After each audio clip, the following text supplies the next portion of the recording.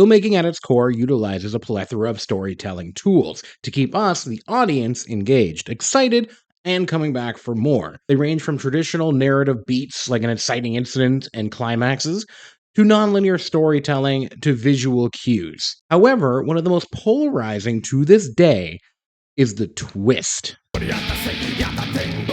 No, not that twist. No, Jonathan Davis. Shut up! The twist has become synonymous with bad at this point in film history, and it isn't for no reason. An oversaturated industry where it was once called art is now called content. Oh, for fuck's sake. It is getting harder to fool audiences. Some filmmakers are still excellent at it and manage to throw us off or surprise us, but it seems to be fewer and far between. So, after this conversation with my friend the Austin Angle, on my last video, it got me thinking, what actually makes an effective twist? I tried to wrap or twist my mind around the idea. You see what I did there? My name is Wyatt. Welcome to my mind. Stay a while and let's discuss how to pull off an effective twist.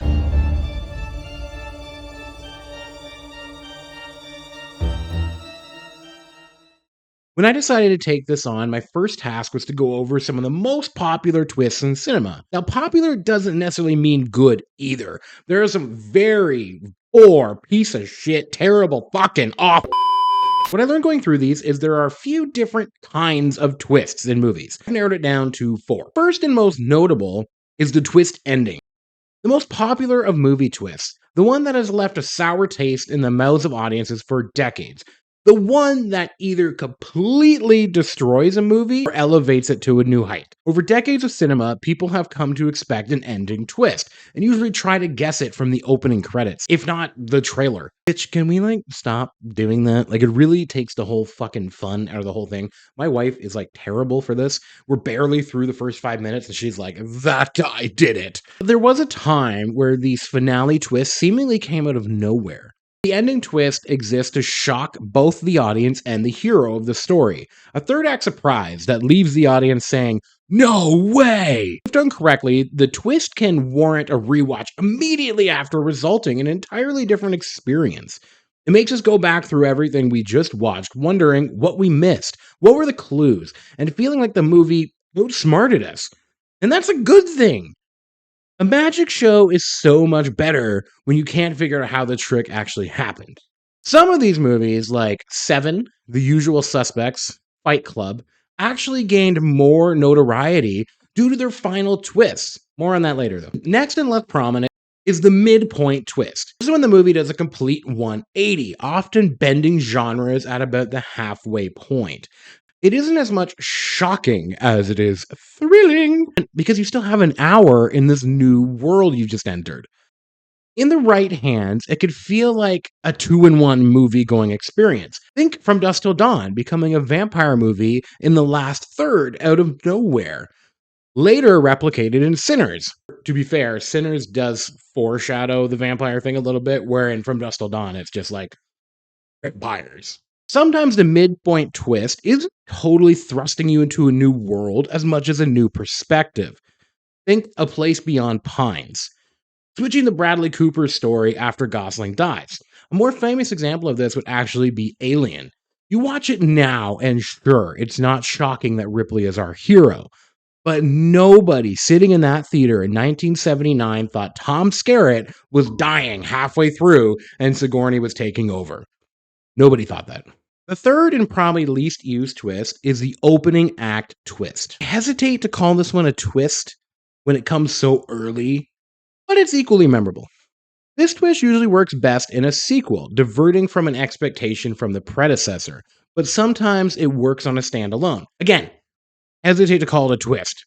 But in the Friday the 13th remake, you spend about 15 to 20 minutes getting to know all of these characters before every single one of them get axed. Then we meet our main characters.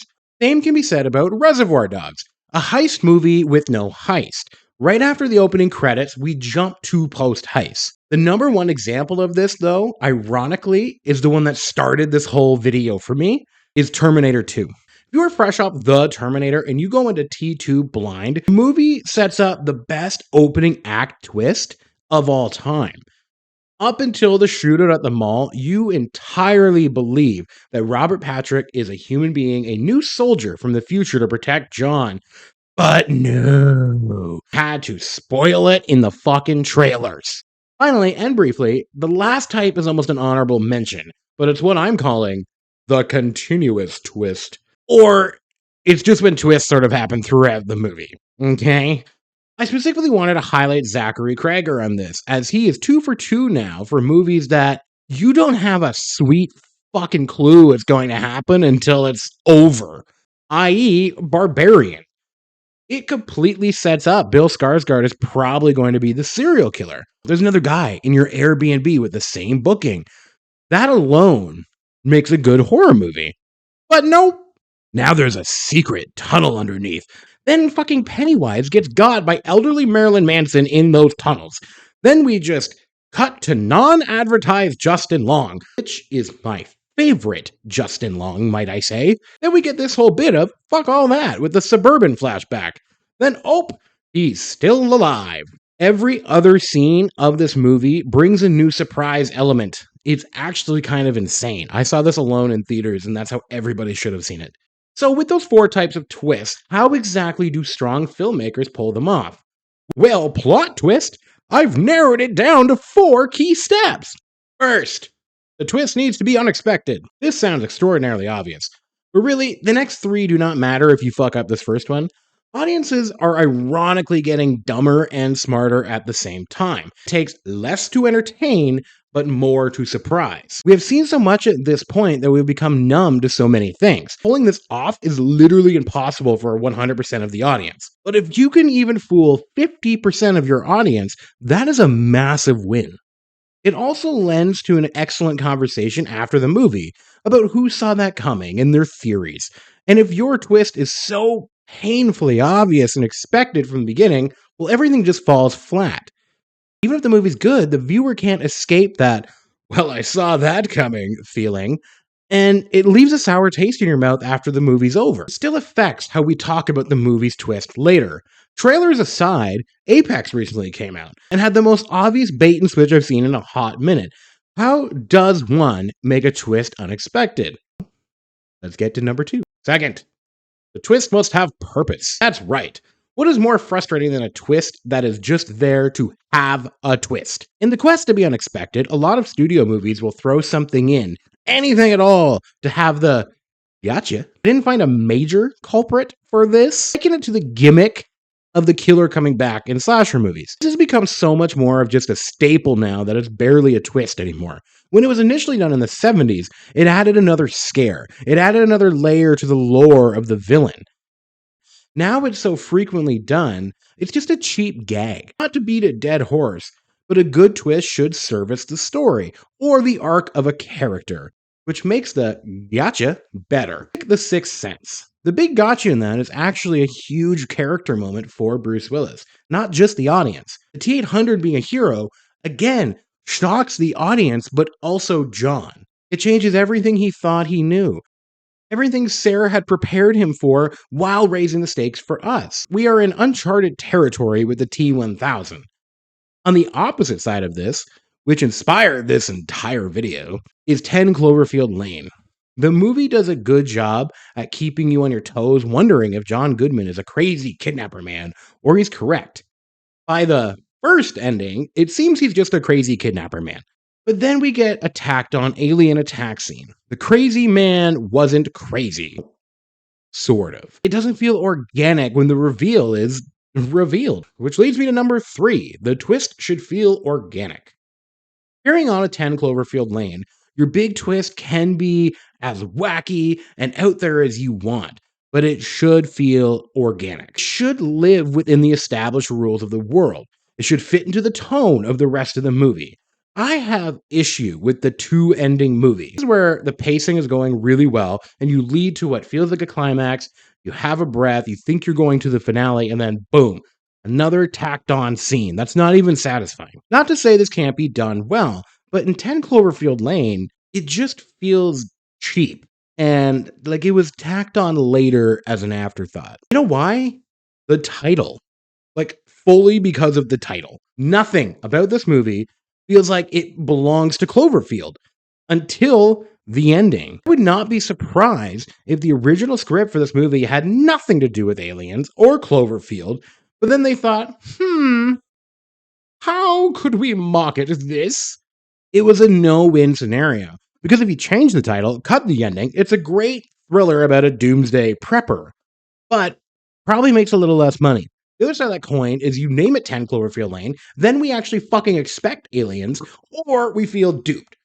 Point is, change the title, remove that ending, movie becomes a cult classic. Nothing hurts a twist more than it feeling out of place or forced upon us. Looking at you, somehow Palpatine returned. Holy segue, Batman! Number 4, the somehow Palpatine returned fuck you twist. Also known as, your twist needs to be believable. If you must write a follow-up book to explain your bullshit twist, then you failed. Congratulations. This doesn't mean your twist can't be outlandish or whimsical. It just means it has to follow the rules of the movie's world this far.